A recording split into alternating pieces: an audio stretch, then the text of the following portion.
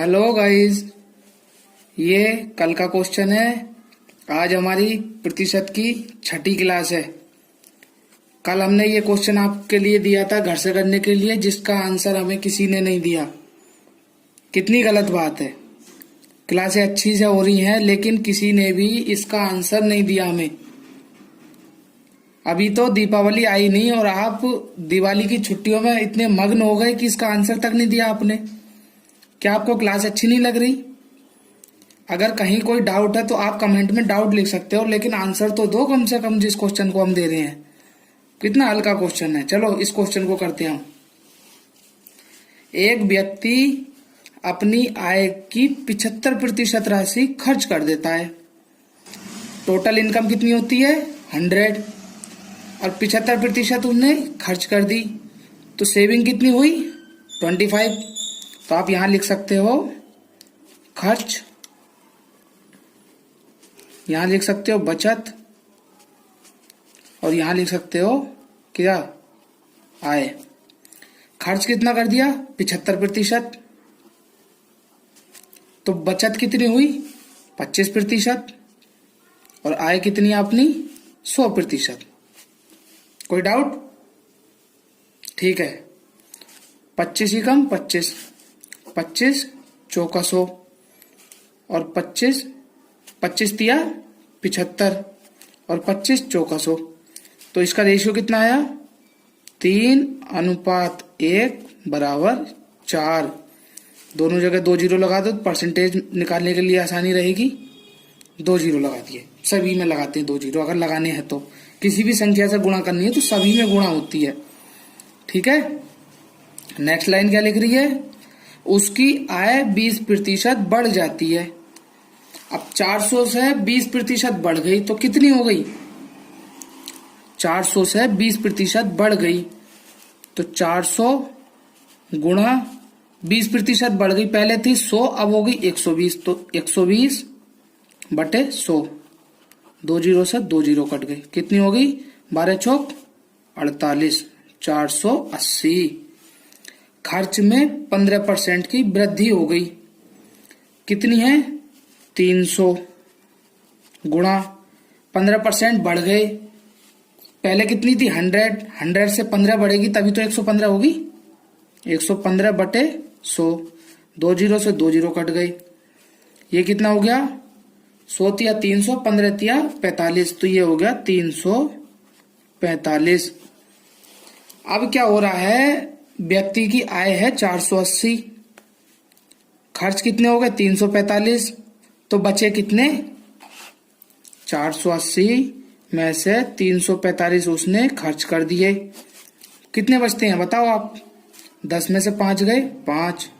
यहाँ कितना हो गया? 7। 7 में से 4 गया 3। 4 में से 3 गया 1। 135। सही चल रहे हम? तो आप यहां लिख दोगे 135। अब 100 से 135 हो गए तो कितने बढ़ी? यही तो कह रहा है कि उसकी बचत में कितने प्रतिशत वृद्धि होगी। तो 100 थी पहले, अब यहां पे ये देखो बचत कितनी थी? बचत थी 100। 100 से कितनी हो गई? 135। तो कितनी बढ़ गई? 35 बढ़ गई। तो आप यहां लिख दोगे 35%। ये आपका आंसर हो गया। कितना हल्का क्वेश्चन है लेकिन फिर भी किसी ने इसका आंसर नहीं दिया मुझे। कितनी गलत बात है आपकी। अगर आप कंटिन्यूअस पढ़ोगे, रेगुलर क्लासों को देखोगे, तभी तो आप आंसर लेकर आओगे। जब आप डेली क्लासों को देखोगे नहीं, डेली घर पे जाके कर करके नहीं देखोगे, तो इसका आंसर कैसे पता चलेगा? आगे यूपी टेट का भी एग्जाम आ रहा है और लेखपाल का वैकेंसी आ रही है, और कांस्टेबल का तो नोटिफिकेशन आ ही गया, आने ही वाला है बस अब। ठीक है। तो ये सारी वैकेंसी में आपका मैथ बहुत स्ट्रांग हो जाएगा। आप रेगुलर क्लासों को देखते रहो। ठीक है। ये मत समझना कि अभी कॉपी पे पढ़ा रहे हैं तो नहीं देखना, ऐसा कुछ नहीं है। लेकिन कंटेंट देखो ना आप, कितना बढ़िया चल रहा है। आप क्वेश्चन को दोबारा देखो। एक व्यक्ति अपनी आय का 75% राशि खर्च कर देता है। तो 75% उसने खर्च कर दी, तो उसकी बची कितनी? 25%। आय क्या थी? 100%। ठीक है, तो 75 उसने खर्च कर दी, 25 बची और टोटल कितनी थी? 100। 25 से आप काट लो, 25 थी या 75, 25 ही कम 25, 25 चौका 100, तो कितनी हो गई? 3:1 बराबर 4। तो हमने क्या किया? दोनों तरफ सब तरफ जीरो बढ़ा दिए। जीरो क्यों बढ़ाए हमने? ताकि जब हम परसेंटेज में निकालें तो हमें कोई कैलकुलेशन में परेशानी ना आए। ठीक है, उसके बाद क्या हुआ? 20% इसकी आय बढ़ रही है, तो 400 से कितनी होगी? 480। 15% उसकी खर्च बढ़ रहा है, तो 300 से कितना हो गया? 345। अब नई आय कितनी होगी? 480। 480 में से 345 उसने खर्च कर दिए, तो बचे कितने? 135। अब बचत क्या हो गई? पहले थी 100, अब हो गई 135। तो आंसर कितना हो गया आपका? 35%। कितना हो गया? 35%। कहीं कोई डाउट है? नहीं है? ठीक है, अगला क्वेश्चन करते हैं। Question next, question number 22। रतन का आय और बचत का जो रेशियो है वो है 5:1। उसके वेतन में 25% की बढ़ोतरी कर दी और बचत में 15% की। तो खर्च में प्रतिशत कितनी बढ़ा ये बताना है आपको। तो सबसे पहले आप लिखोगे व्यय अनुपात बचत। व्यय अनुपात बचत बराबर क्या होता है? आय के। भाई इन दोनों का जो रेशियो है वो इक्वल किसके होगा? आय के। तो व्यय कितना है? 5 अनुपात बचत कितनी है? 1 बराबर 5 और 1 6। ठीक है, 2 जीरो यहां कर दिए, 2 जीरो यहां और 2 जीरो यहां। Any problem? ठीक है, उसका वेतन 25% बढ़ा दिया जाए, तो 25% कैसे बढ़ेगा? आज फ्रैक्शन वैल्यू से करते हैं इसको। ठीक है, 25% की फ्रैक्शन वैल्यू क्या होती है? 25% की फ्रैक्शन वैल्यू होती है 1/4। तो 4 से कितना हो गया? 5। तो 600 की गुणा किससे करनी है आपको? 5/4 से। ठीक है नहीं? कैसे? बढ़ी हुई वैल्यू तो ऊपर लिखेंगे हम। 25% बढ़ा दिया जाए तो 4 से कितनी हो गई? 5 बटे में वही वैल्यू रहेगी जो है, तो 4 से कितनी बार जाएगा? 15 बार। 15 पंजे 75, 750। ठीक, अब बचत 15% बढ़ गई। पहले बचत कितनी थी? 100। अब 15 बढ़ के कितनी हो गई? 115। सीधा सा लिख सकते हो आप। ठीक है,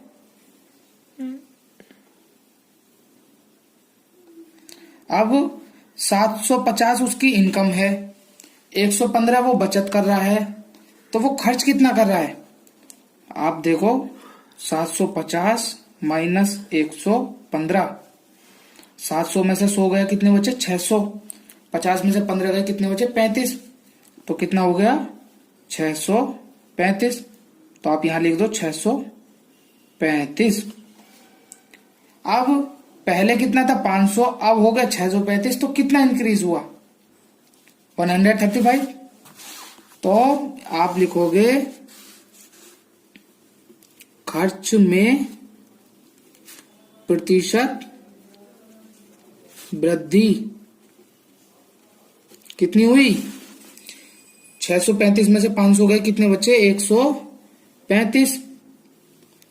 135 बढ़ गई, बढ़ी कितने से है? 500 से। तो अपॉन 500 गुणा करोगे प्रतिशत लगाने के लिए 100 से। अगर वैल्यू 100 से दी होती बढ़ी हुई तो आप सीधा लिख देते 35%, लेकिन 100 के अलावा जितनी भी संख्या होती है तो आपको फ्रैक्शन वैल्यू के उससे प्रतिशत निकालना पड़ेगा। ठीक है, अगर क्वेश्चन में आता कि 100 से 135 हो गई तो सीधा सा हो गया कितने प्रतिशत बढ़ गई? 35%। लेकिन यहां 100 नहीं है, 500 है, तो 2 जीरो से 2 जीरो कट गए, 5 दूनी 10, कितने बच गए? 3, कितना हो गया? 35। 5 सत्ते 35। कितना आंसर हो गया? 27%। अगेन समझते हैं, कैसे समझोगे दोबारा से। बचत और व्यय का रेशियो क्या दे रखा है? व्यय अनुपात बचत दे रखी है 5:1। तो यहां लिख दिया 500:100। 500 आपका खर्चा है, 100 आपकी बचत है, तो इनकम कितनी हो गई? 600। अब वेतन में 25% की बढ़ोतरी कर रहे हैं, तो 600 में 25% की बढ़ोतरी करोगे तो आएगा 750। बढ़ोतरी कैसे करते हैं 25% की? 25% की फ्रैक्शन वैल्यू होती है 1/4। तो 4 से 1 बढ़ के कितनी होगी? 5। तो 5/4। बचत कितनी बढ़ रही है? 15%। 750 आपका खर्चा इनकम है। इनकम कितनी है? 750। बचत कितनी है? 115। तो आपका खर्चा कितना हुआ? 635। तो आपकी खर्चा कितना बढ़ गया? पहले था 500, अब हो गया 635। तो कितना बढ़ गया? 135। 135 बढ़ा, कितने से बढ़ा? 135 500 से। तो सोल्व करके कितना आया? 27%। ये आपका आंसर है।